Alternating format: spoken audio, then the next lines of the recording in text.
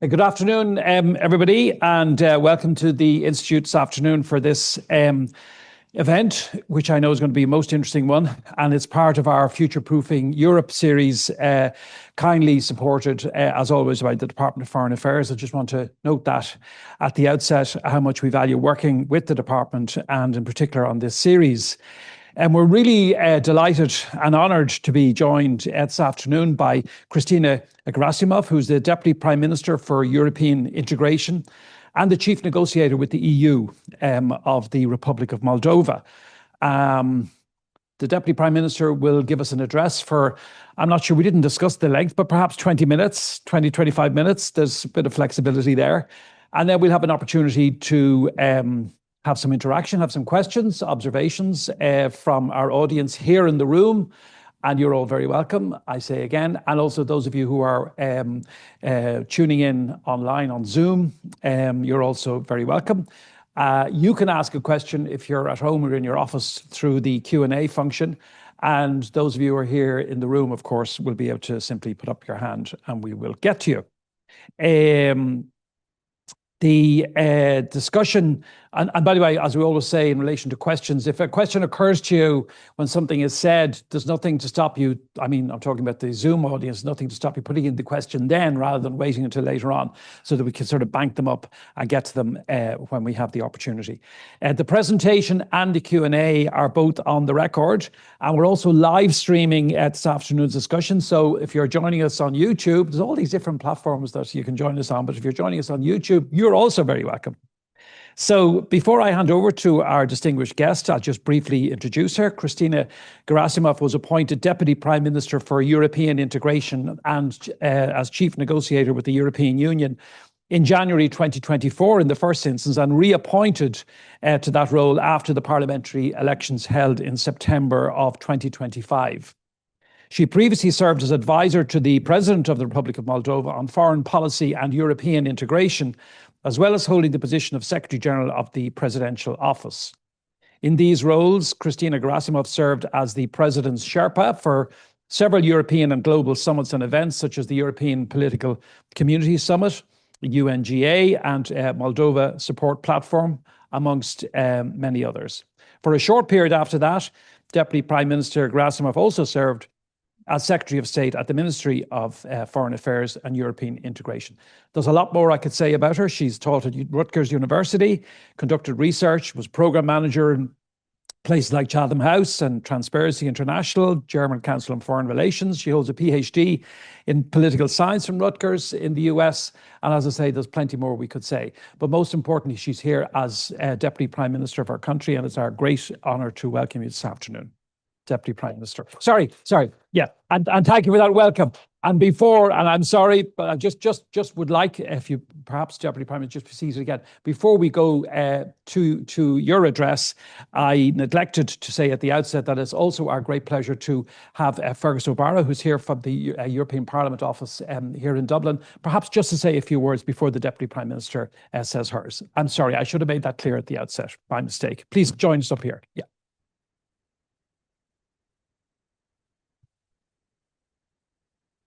Yeah, thank you very much, Alex. And it is indeed a pleasure to once again, work with the IIEA. I'm Fergus O'Barra, head of the European Parliament Liaison Office here in Ireland, based at Europe House down on Chatham Street and Bath Street. And tomorrow we will have the pleasure to welcome the Deputy Prime Minister to Europe House for an engagement there, initially with the diaspora, which is quite considerable here, but then we said we'll open it out to a much wider group because we want to also work on that general public awareness and support, in this case among the Irish population, but general EU population about the situation in our future member states. And it's always a pleasure, in coordinating this visit, but in previous visits to work with Ambassador Kostaccia here. And I also see Ambassador Gerasko from Ukraine. And those two countries in particular, from a European Parliament perspective, we say, you know, these are our future member states and very soon future member states. We had President Sandu address the European Parliament just a few months ago, and that's kind of very much the message there. If we can have earlier, faster integration of these countries, all the better. And you, Prime Minister, earlier when we were having a discussion, you were saying for you in Moldova, this is about security. Well, I think representing one of the EU institutions here in Ireland, our message and our role is also to try and transmit the idea that this is first and foremost about our security. Integrating Moldova, integrating Ukraine into the European Union is about European Union security. And that's a very important message. So with those brief words, thank you very much, as I say, for your visit here to Ireland and to us in anticipation of your visit to Europe House tomorrow. And we're looking forward to your speech. Thank you. Thank you.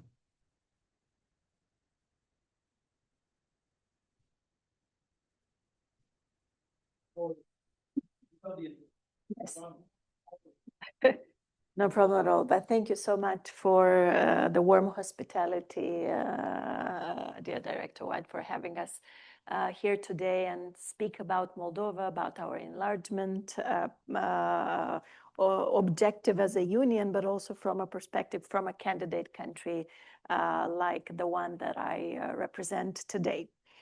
But allow me to begin not with Moldova, but with Ireland, because Ireland's European path is one of the most remarkable success stories of our continent. Over the decades, EU membership helped Ireland expand its economy, attract investments, attract talent, and thus steadily increase prosperity and opportunities for all of its citizens. Today, Ireland stands as a confident, innovative, and global connector member of the European Union. For Moldova, this evolution is inspiring proof of the depth and breadth of the change that European integration can bring to a country. Last month, speaking at Europe House about your country's upcoming EU presidency, Minister McEntee recalled the historical transformation for Ireland brought about by EU membership. And in this context, she voiced strong support for Moldova and Ukraine to move forward in the accession process, for which I would like to express my government's sincere gratitude. Yet, what struck me just as much as the way Her Excellency articulated Ireland's vision for the EU, in her speech, she described Ireland's European policy as resting on three pillars, and that would be values, security, and competitiveness. Three pillars which capture with remarkable precision the moment that our continent is living through, and which also reflect Moldova's own European journey. So over the past 2 years, the people of Moldova have spoken clearly and repeatedly in numerous elections, be it parliamentary, presidential, or referendum. Through the 2024 referendum and the presidential elections of that same year, and again 2025 parliamentary elections, our citizens gave a clear mandate. Moldova's future lies in the European Union. We are Europeans, we speak Romanian, a language that is formally a EU language, and we live by and cherish the same values. Despite unprecedented attempts to derail our democratic processes, including via vote buying, heavy disinformation, cyber attacks, and the stoking of social unrest, there is now no longer any ambiguity in our direction of travel as a country. Especially since for us, this may be the last train, considering Russia's total disregard for other countries' independence, sovereignty, or territorial integrity. It may sound like we have a deep sense of urgency, and it is true. Therefore, let me start with security before turning to values. Because for Moldova, accession to the European Union is the only viable path to survive and thrive as a democratic state in the current global and regional environment. But please do not mistake urgency for anxiety. It is determination, and it is also geopolitical clarity on our behalf. Moldova's accession is not only about Moldova. It is strategically important for Europe as well, and for Ukraine also. It is about strengthening Europe's security architecture at a time when it has become very clear that Europeans must increasingly rely on ourselves. In recent years, Moldova has shown that even a small state can act as a security provider in times of profound crisis. We have managed refugee flows unprecedented for the region and for our country with solidarity. We have maintained stability under hybrid pressure, thus keeping our 1,200-kilometer long border with Ukraine safe. We have strengthened the capacities of state institutions tasked with ensuring security, and we have increased our defense spending. We will continue to do so. Therefore, I can confidently say a European Moldova would not be a burden for the European Union. It would be an asset. Now, let me reflect upon values. We fully understand the EU accession talks begin and end with the fundamentals. There can and should not be any shortcut on this, and we are very clear on this. One either does one's homework or one does not. So clearly, justice reform remains a core priority for our government, not because we do it for Brussels, but because we do it for ourselves. It is a key promise to our citizens and a key area in the negotiations process. But let me underscore it once again. We are not reforming our judiciary or our prosecution because the EU demands it. We are doing it because Moldovans deserve an independent justice system, more efficiently in its fight against corruption, and more transparency in public procurement in the use of public funds. We have also launched consultations on public administration reform aimed at streamlining local governments. This will take a couple of years, but we are very much determined to do it. Furthermore, this year in 2026, we aim to reach the closest possible level of alignment with EU policies across all negotiation chapters and policy areas. Where legislation is already in place, we will accelerate implementation. But what we have to maintain most of all is the momentum for our European journey at home. Over these past years, there has been a notable shift in public perception. For many years, EU accession was rather an aspirational yet quite abstract prospect for Moldovans. Today, we increasingly believe that accession is achievable in the near future. Our targets are ambitious, and I would say even very ambitious. But we know from experience that what initially appears impossible can become feasible with political will and administrative focus.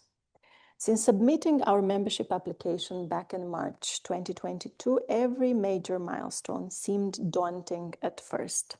Yet step by step, we have delivered, and we will continue delivering. There is full alignment of priorities and dedication across institutions, but speed cannot come at the expense of quality, of transparency, and legislative oversight.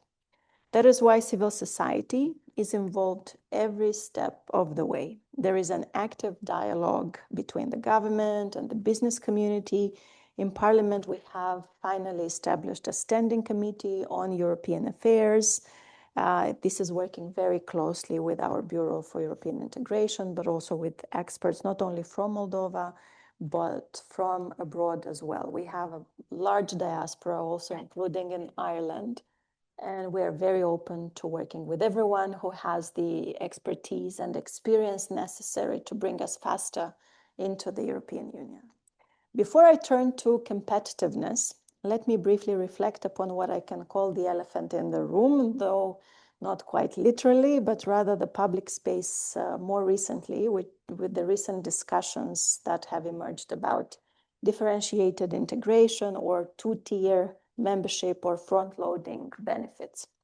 Moldova wants to join a European Union that functions effectively beyond 27 member states. We welcome those discussions about internal reforms that are necessary to make enlargement sustainable and efficient for the entire Union. But full membership for Moldova, with equal rights and full participation in decision-making, must remain the clear and final destination. Anything less cannot substitute full integration. Why? Because it is the promise of full membership that shows that the European project remains transformative and credible. Now let me turn quickly to the third pillar, and that is competitiveness. For enlargement to succeed in today's Europe, it must rely on economic strength, built together by current and future members.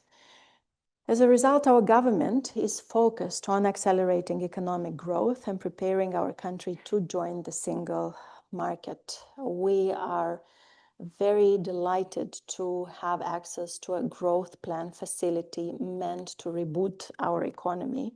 And we very much hope that the proximity to the war, the fact that our rule of law is not yet finalized as a reform, will not be impediments for investors coming and supporting economic growth at home.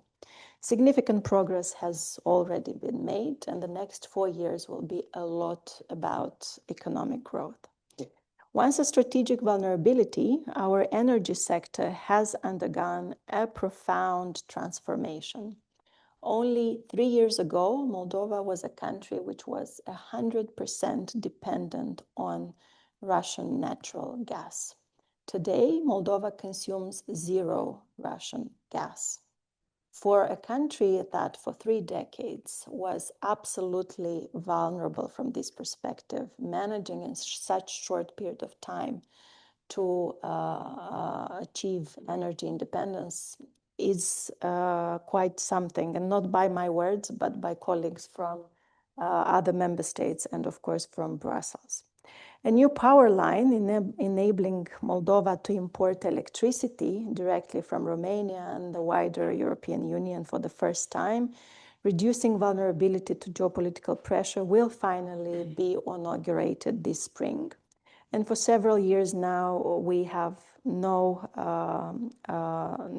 more pressure as we used to have before on behalf of Russia.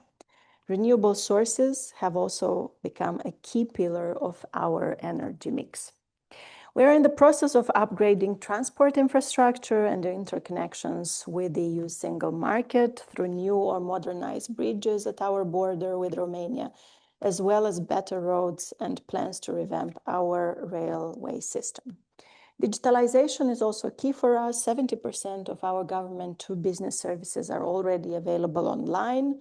That's not only making it easier to do business, but also reducing the potential for corruption. Finally, I can say with some pride that our companies are already enjoying the opportunities of the European market. 68% of Moldovan exports last year were headed for EU member states. Moldova also joined the single euro payments area last October. And since 1st of January of this year, we're also part of Rome Like at Home area. To conclude, if we look again at those 3 pillars, value, security, and competitiveness, they're not separate tracks. They reinforce one another. Moldova is approaching enlargement with all these 3 in mind. We're strengthening our contribution to European security. We are determined to consolidate our democracy and the rule of law. And we are modernizing our economy so that we can compete and contribute within the European Union.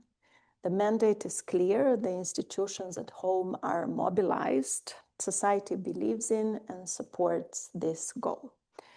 Moldova has chosen Europe, and we are extremely grateful that we can count on our Irish friendship and cooperation for further support in this endeavor. Thank you very much for your attention for these brief remarks, and I look forward to your questions.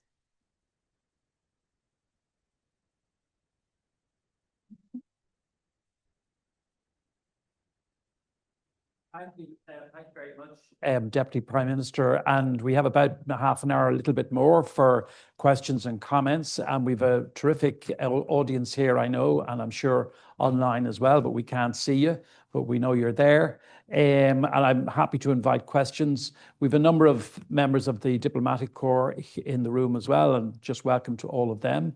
I'll just single out the Ambassador of Moldova, if I may, who's here with the Deputy Prime Minister. Very nice to have you and you, the rest of your team here. And thanks for working with us so closely in the preparation of this event. We very much appreciate that. As I say, there are other ambassadors also in the room from the region and elsewhere, and perhaps they'll have an opportunity to intervene as well as they wish. But we also have some really impressive expertise actually in Ireland on the region. And I was going to go, if she doesn't mind, firstly, if Claudia doesn't mind, to Claudia Badulescu, who's the Government of Ireland postdoctoral fellow at the Centre for European and Eurasian Studies in the Department of Sociology of Maynooth, known to me as it happens. But I'm delighted. Would you perhaps like maybe to get us going with a question or an observation just from your expertise and your knowledge of the area? Very much. Thank you both for introduction, and thank you so much for your presentation, Minister. It's such a pleasure to hear you, and I know you have a huge task under your responsibility and a huge mission to deliver. So best of luck with that. I am more of an expert into the EU support for capacity building in the administrative process and in helping candidate countries to reform in line with the EU's requirements for accession. So from that point of view, I was wondering, first of all, how satisfied are you with the support that the EU is providing you in terms of technical and financial assistance, the expertise that they send to Moldova to help you, to guide you in the process of reforming? What could be done better? What would you like to see improved in this process, mainly to increase the impact, but also the sustainability of the reforms on the long term in Moldova? And continuing with that in mind, what do you think is the most difficult terrain to reform? What and why? So what reforms are the most costly domestically, and where do you encounter the strongest resistance? And here I think of politicization, administrative bottlenecks, patronage, all that. And you mentioned earlier that there is a huge, very fast pace in terms of the reforms that Moldova has been undertaking. How does the administrative system actually absorb that fast pace of reforms? How much can it sustain? And again, what are the bottlenecks that you encounter in this regard in terms of reform fatigue, staff shortages, coordination failure, and also political consensus in this regard? Thank you very much. Thank you very much. I'll invite you maybe to respond to those. Yeah. Quite a number of questions there. Yeah. A lot of questions, but thank you very much for these remarks. When it comes to the support that we are already receiving, both from the Commission, but also from member states, I think we're very happy with what we are offered in terms of the technical assistance, in terms of the expertise that we can use to faster adapt to the European legislation, but also to implement it at home. Here, I would say that the growth plan comes in a volume or an amount of almost 2 billion euros for 3 years, but it's supposed to underpin our economy and the growth in our economy. At the same time, for the reform track, we do not have, as other candidate countries have, access to pre-accession funds. Neither Moldova nor Ukraine has access to these funds because we came in later than the current MFF cycle. Here, this is something that would have been more helpful because some reforms are very costly, and here I will refer to which of the ones are more difficult. I would say the ones that are capital intensive are very difficult, and here I think of reforms in a couple of areas. First and foremost, environment. You know that the volume of the acquis has grown significantly with the green agenda during the last couple of years. it's not easy even for member states to deal with the implementation of the new acquis. And for us, considering the ambitious timeline that we have set for ourselves, it's extremely difficult to prioritize these capital-intensive reforms in their environment. Another area is, of course, energy, because it's about infrastructure, transport, same way of argumentation, and of course, agriculture. Agriculture, because we do not, so even if we already export to the EU a lot, as I have mentioned, a bit under 70% of our total exports go to the EU market, we don't have sufficient equipment, labs, to be able to meet the phytosanitary conditions. So now we use someone else's labs, you know. Romania is very much generous in terms of letting us use their labs, Italy, and so on. But we need to build this capacity at home. And again, considering the ambitious timeline, this means a lot of money. And without the access to pre-accession funds, these chapters come across as very difficult for Moldova. What the EU could do more for us in terms of capacity building, public administration, I think here what's important is to start building a European modern administration, public administration. We have put the basics for it, and we will this year prioritize on developing a so-called EU Academy. This will have a couple of layers where we will have each public servant go through the basics of the European Union law, institutions, decision-making, and so on. Of course, in the next 3 years, as we harmonize our legislation with the European one, we need very targeted expertise on chapter-specific acquis. So this is another area where we would look into more additional assistance on behalf of the Commission, but also the member states. So there are certain directives that are easier than others, but there are some that are really monstrous. So for instance, you know, to really understand the impact of the Services Directive or the Waste Management Directive on Moldova in terms of the impact that it would have once we start implementing it, you really need more resources to come your way. So this is from the perspective of more central administration. If we look at local public administration, we know that basically 2/3 of the acquis will be implemented by local mayors. So here, you know, I think they are excited on the one hand, but on the other hand, also waiting to see what's coming their way. Here we'll have to develop a mechanism to better explain and help local public administration to absorb all of the impact of the need to implement the acquis locally. So these are areas where we would seek additional help. When it comes to, you've mentioned a bit the challenges and how it's going. You know, I would say, you know, yes, we're moving at a fast speed. Some say record speed. I have to say that I agree with that statement, but for us, it's really important not to compromise on the quality of the reforms. So while the negotiations track requires us to move very fast, for us still at home, it's important to keep up with the quality of those reforms. Why? Again, because we're doing it for ourselves.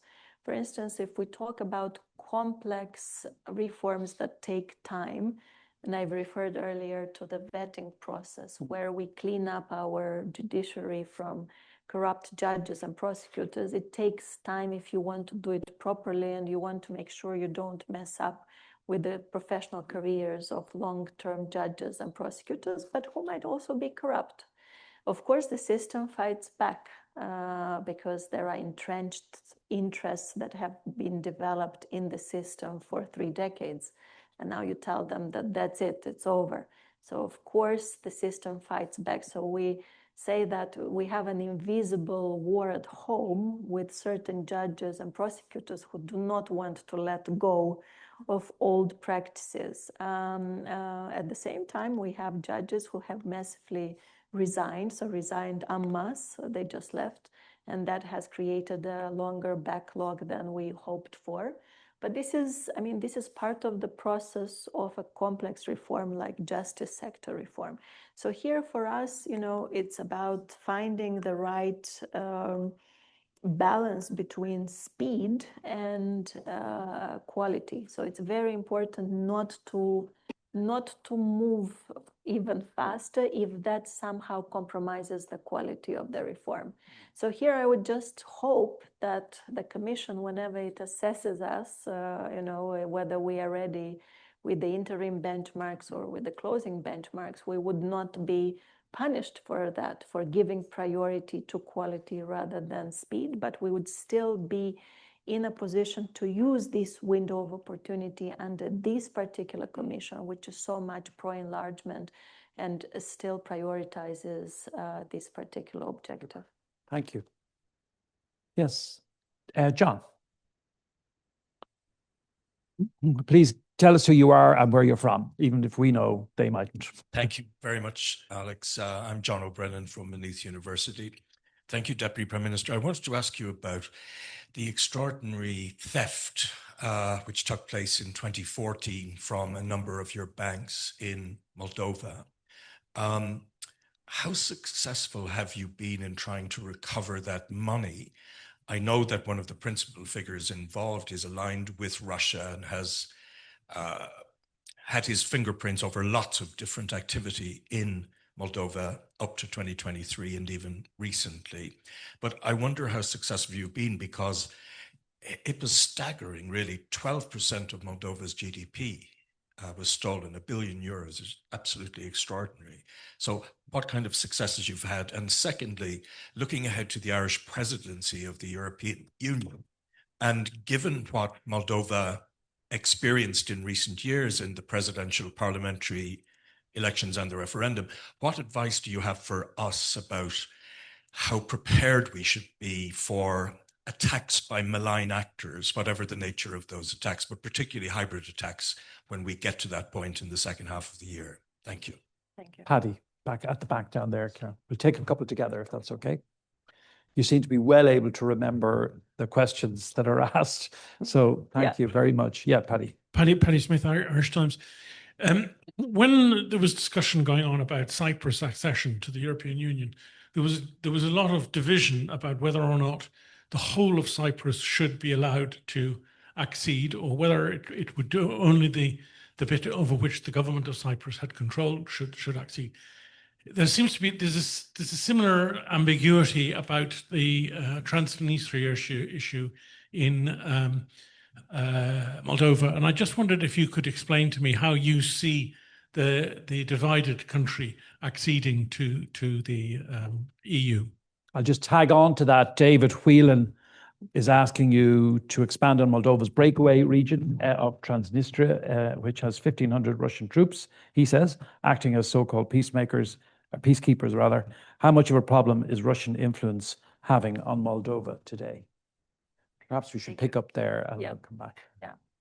So I'll start with a page in our history that we are not very proud of, and that is indeed the bank fraud that made all the tabloids, I think, not only in Europe, but also beyond.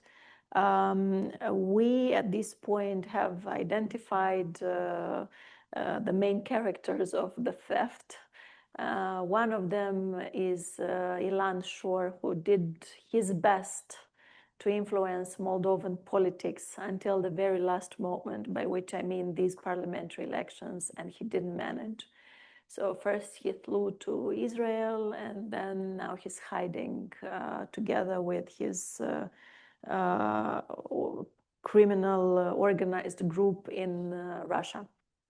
But at least he has publicly stated that he's no longer interested in Moldovan politics for now.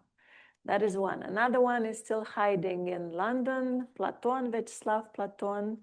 And the third one was caught this summer in Greece, Plahotniuc, Vladimir Plahotniuc. He's the oligarch who captured basically all state institutions for quite a prolonged period of time in the 2010s at that time. And he's in prison. He's awaiting trial. And hopefully in the next couple of weeks, we will see an end to this trial. We've managed to recover part of this money, but it's quite insignificant if you look at the incredible amount that has been stolen. But I think, bringing this case to an end is crucial for Moldovans to again be able to hope in the fairness of the justice system. That's why for us it's very important to bring this case to a successful end, meaning to have a verdict for Plahotniuc, and later we will see the other ones who are still involved as we move forward. On your question for I'm not in a position to advise presidencies of, of the Council of the EU, but if there are some lessons that we've learned from our more recent experiences deriving from the hybrid attacks that we have been exposed to. First and foremost, disinformation and propaganda does not target only states like Moldova or states like Ukraine. Moldova and Ukraine might be the front line for actual war or for hybrid war, but the target is Europe. And I think everyone has to be very clear about that. Russia is not interested in Ukraine, and Russia is not interested in Moldova. Russia is interested in a weakened, fragmented Europe. That is what they want. And with every decision where we cannot achieve consensus upon, where we cannot have a united stance, that's a win for Russia. So if I can, make a kind request, it's to help under your presidency, as the previous ones are doing as well, to keep a united Europe standing, because that is what Russia does not want to see. This is what Russia fears. In Moldova, we managed to dismantle criminal networks. We managed to defeat Russia because we stood united, regardless of whether we supported Maya Sandu, whether we supported her party or not, but we stood united for pro-Europe, for a pro-European future of Moldova. That's what helped us, and I think that's what will help the EU as well, standing united for our values, not only in words, but also in deeds. When it comes to Transnistria, to the Transnistrian region, I think here, if you look, Transnistrian region, let's say, is an area that is occupied by Russia, but by so-called peacekeeping troops to defend Moldovan neutrality. So basically to defend Moldova from itself. So a very neutral country with Russian troops on its territory. This is what we've learned in the early 1990s, that when Russians come, they never go. That's why it's important not to let them come. From this perspective, for us, it's not a conflict between people, it's not a conflict among people. Our residents in the Transnistrian region can freely come, work, study on the right bank, so basically in the rest of the country, whenever they want. Many, because of the challenges that they are facing today, they have day work in Chisinau or in other towns around, and then at night they go back home. So it's really close. Tiraspol is very close from Chisinau. Therefore, these travel studies, these social engagements, the fact that they can use our social security system, this does not make the conflict a traditional classic conflict that you might have in mind. I was just mentioning earlier that out of those residents from the Transnistrian region of Moldova who voted in presidential elections, parliamentary elections, and referendum, 1/3 of them from the Transnistrian region voted pro-EU forces. 1/3, in the context where this region has never heard or experienced or practiced democracy at all. I see this as a very positive step forward.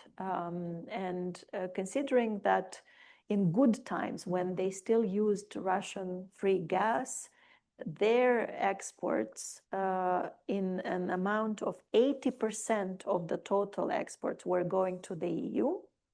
This says a lot about their integration, economic integration as such today, because they have issues with free Russian gas.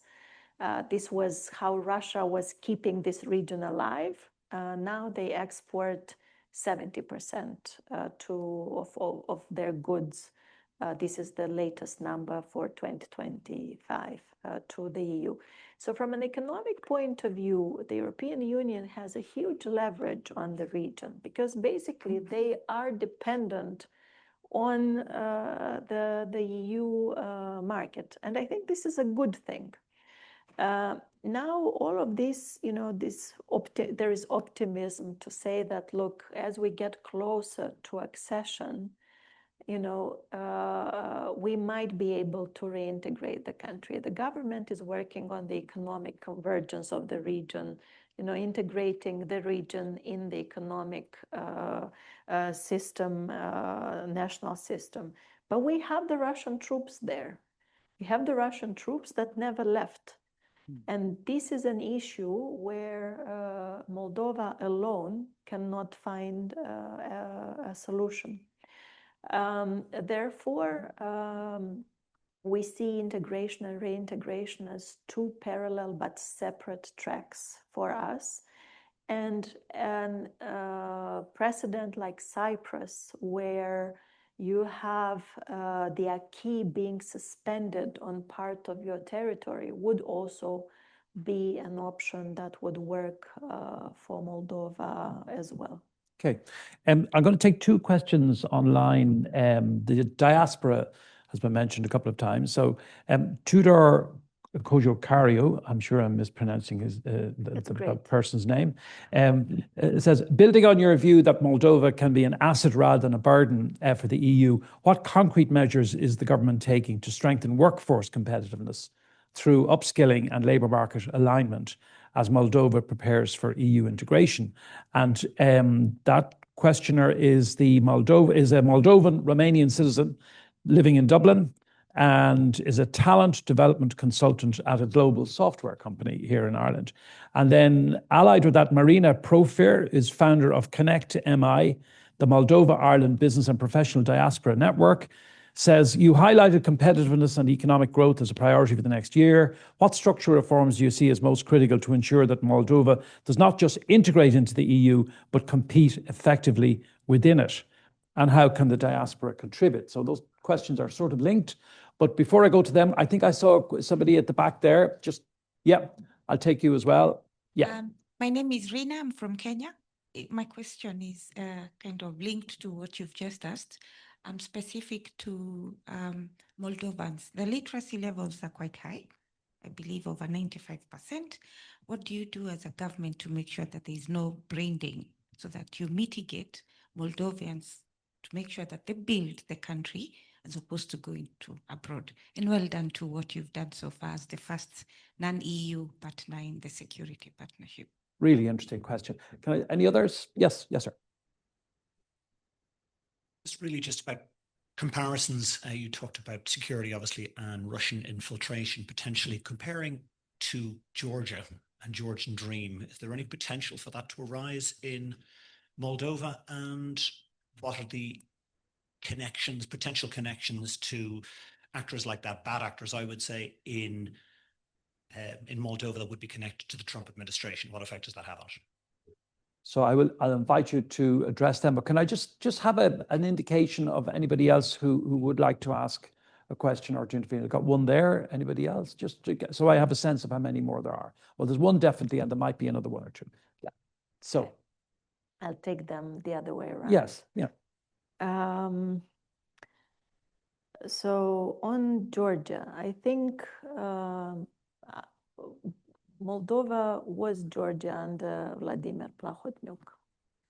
The fact that our citizens understood that the more you let those interests entrench in your economy, in your politics, in your society, the more difficult it is to get them out. So in 2019, 2020 and onwards, I mean, because both the opposition, I mean, very different views within the opposition united, even though they have nothing in common, like the socialists, communists, and Maya Sandu's party. They united forces to kick out Vladimir Plahotniuc and his interests. Of course, it's still a continuous fight because some of those interests still persist in various aspects of life, be it economy, politics, but we have advanced significantly in terms of de-oligarchizing the society, you know, be it mass media, be it economy. So we are trying to make sure that no monopolies of this kind are able to form again.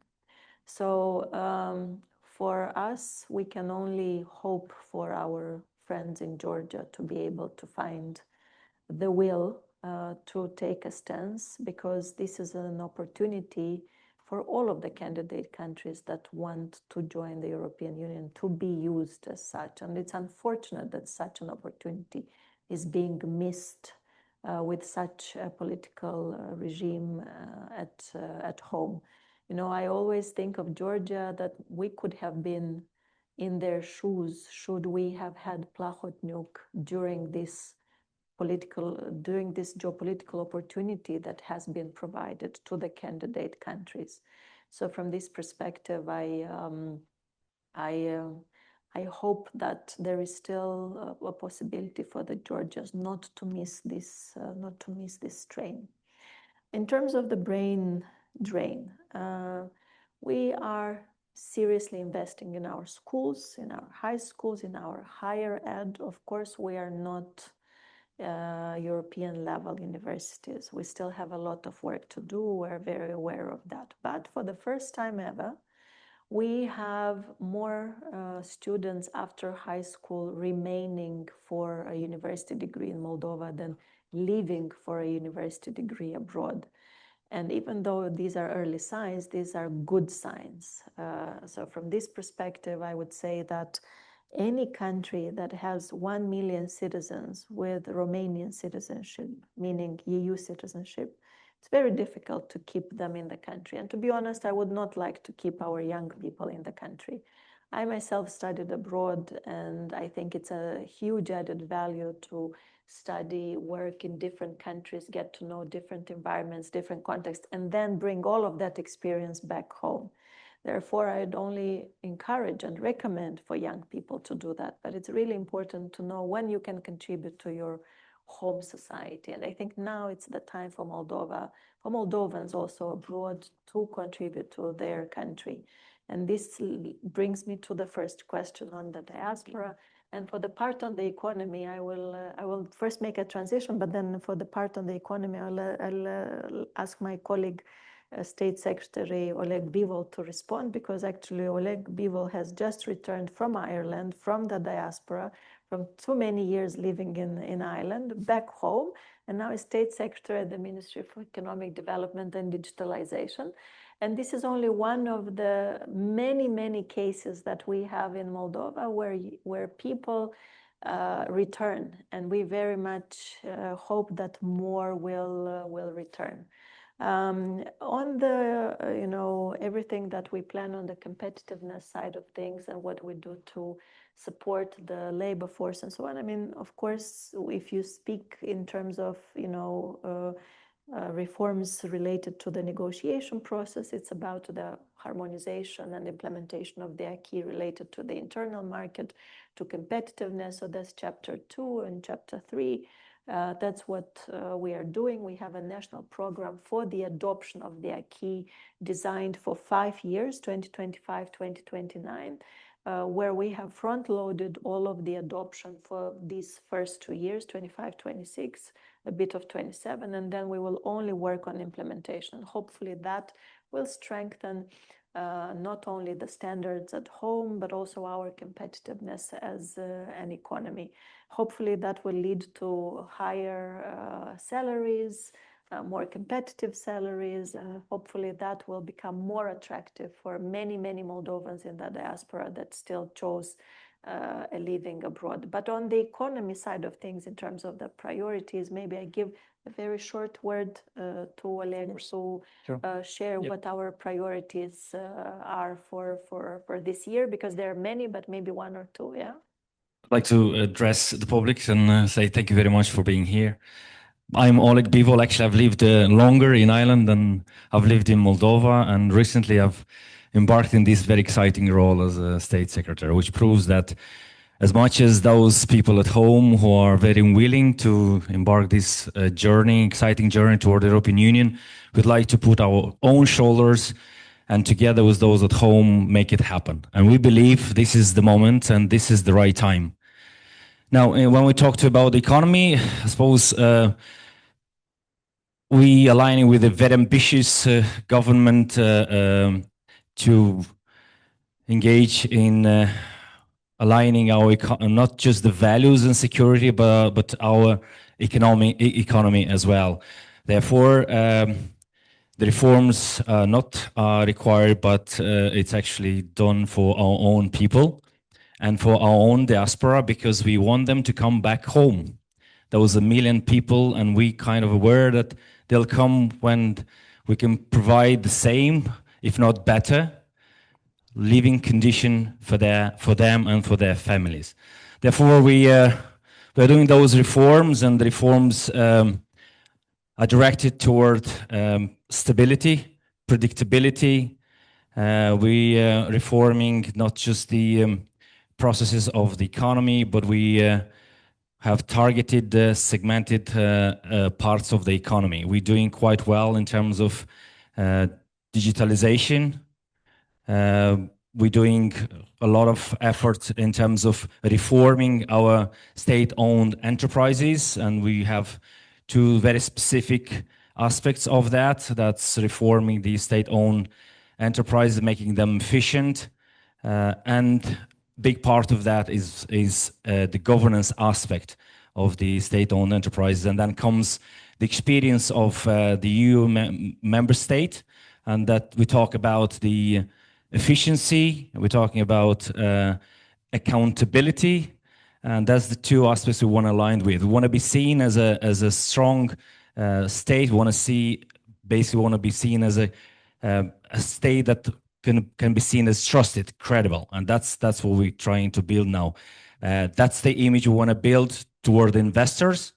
When the investors, they come, they see a very strong partner, a very credible partner, a partner they want to do not just business, but put their input towards development of a country that soon will be a member state.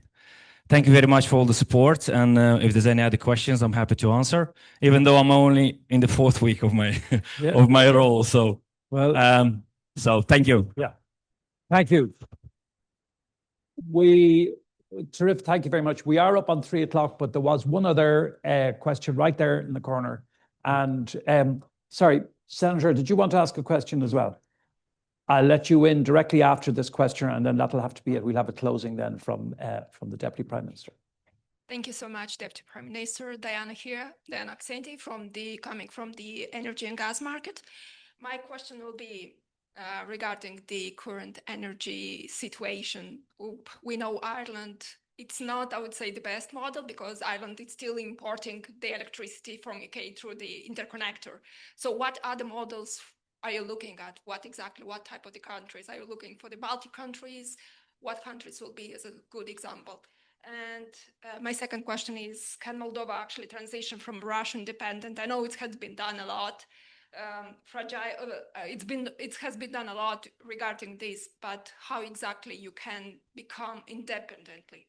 Looking at the reforms that needs to be in place for the moment for the transition to the next to the net zero journey, which I mean all the members of EU countries are looking at the moment. Thanks. That's great. And I will give the final question to, or comment to, Senator Conway right there in front. Yeah, Gurmagat and Deputy Prime Minister, you're very welcome. And in my capacity as chair of the Ireland-Moldova Parliamentary Friendship Group, we have a very active friendship group, and I'd like to thank the Ambassador in particular for her ongoing cooperation and that of her team. And I believe I'm meeting you tomorrow officially along with the chairs of the Foreign Affairs and European Affairs committees. So we're looking forward to that engagement in Leinster House tomorrow morning. I visited Moldova in the last term. It was, I think, June 2024, where we engaged with yourself and other colleagues of yours.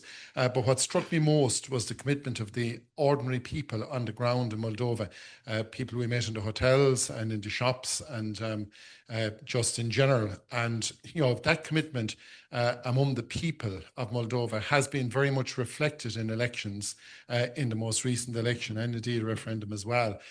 So I suppose as we approach and take over the presidency in June, you know, we certainly will be doing everything we can to support you in your endeavours. And I have to say, even since we were there in the delegation that was led by the Count Corla at the time, Shauna Farrell, I have been most impressed with the work that's been done in the 18 months since.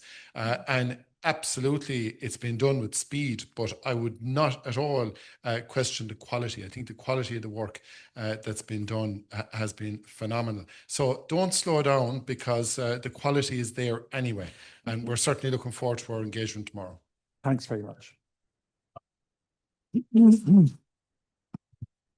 I will just try the patience of the Deputy Prime Minister. I'm not sure she has a schedule. She needs to be somewhere, but maybe just another question down at the back would be great.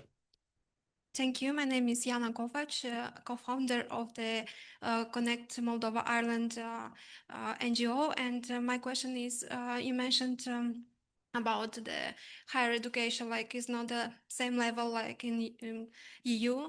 My question is, what are Moldovan's government strategy to align the higher education to the EU standards to be able to attract EU citizens to study in Moldova? Thank you. Very good. I think we will have to wrap it there given the time. Now. I'll again go backward maybe. Sure. But Moldova is now part of Erasmus+, so anyone who wants to come and go can do that. But indeed, I think we need to work a little bit more on the conditions for attraction to be better. And here I mean everything from you know, student dorms that need to be repaired, university equipment, facilities, and so on.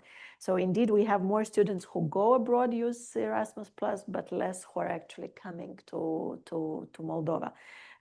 For us, I think it's really important in the next years ahead to increase the level of teaching. So here, you know, because the salaries have been disastrously low for too many decades, many people have left the system and very few wanted to join the system. Therefore, you create this circle of that you need to break at some point. Therefore, it's you know, it's a priority to gradually but steady increase the salaries of professors, but also to attract professors to teach not only in Chisinau but also outside of Chisinau. This is slow, but it's coming along. Again, this needs more patience because it's still about people choosing this rather than us forcing them like it used to be in the Soviet Union. So this is on the higher ed. Indeed, very nice to meet you today, but we have a meeting tomorrow, and thank you for your encouragement, for the good words. We will indeed continue with the speed and with the quality. And everyone is very much welcome to come to Moldova to visit us, because we are a tiny country that I'm sure many have not even thought about visiting. But at one point, I think, now that we have so many direct flights, literally every day, a couple per day, it has to be both ways, not only from Moldova to Ireland, but more also the other way around. And in terms of the strategy on our energy, I think energy efficiency is one thing, a huge priority for us for the years to come. We have a lot of very old Soviet buildings, and even though we are now using to save more than we saved before, this is something where we still have a lot to do in terms of energy efficiency projects for old Soviet buildings. We have very low capacity to generate energy from domestic sources, and I know that there is interest to explore that, but we are not that much, solar and wind is something that is more attractive for us. Therefore, from a renewables perspective, we're trying to increase its share in the total mix, but it's not easy. We had a few instances in the last year where our consumption was fully covered by renewables, of course, when it was daylight, sunny, but it's a lot for a country that was 100% dependent, on Russian energy. So yes, these are instances of pride. We take them as a moment to enjoy, but then we continue working. So we need to work more on balancing power. That's an issue that we have, and on building more electricity, high voltage lines with Romania to be less, to less depend on the transit of some of the lines via the Transnistrian region. So it's not an easy. I understand why it might be also more complex and slower maybe than many would expect also in Ireland, but these are indeed very long-term complex projects that take time, and unfortunately young people don't have a lot of patience for time. Sure. Well, look, I just want to thank the Deputy Prime Minister for what's been an incredibly interesting, informative for me. I mean, there's a lot of experts in the room who know the topic, but it's been a terrific hour, and we had some engagement before we came up here as well. So it's been terrific. If you're in the persuasion business, I suppose I think I can probably speak for the audience in saying that you have been very persuasive in the sense that not just the case, the positive case, but also your frankness in recognizing what the challenges and difficulties might be, and that things that need to be overcome, and you haven't been shy about identifying them and surfacing them as we're in the discussion. So I think it's been a most interesting and refreshing, and I hope to you and your team helpful engagement, which we're always delighted to have here at the Institute, to have these kinds of engagement and the kind of audience that we have. So please show your appreciation to the Deputy Prime Minister of Glasgow.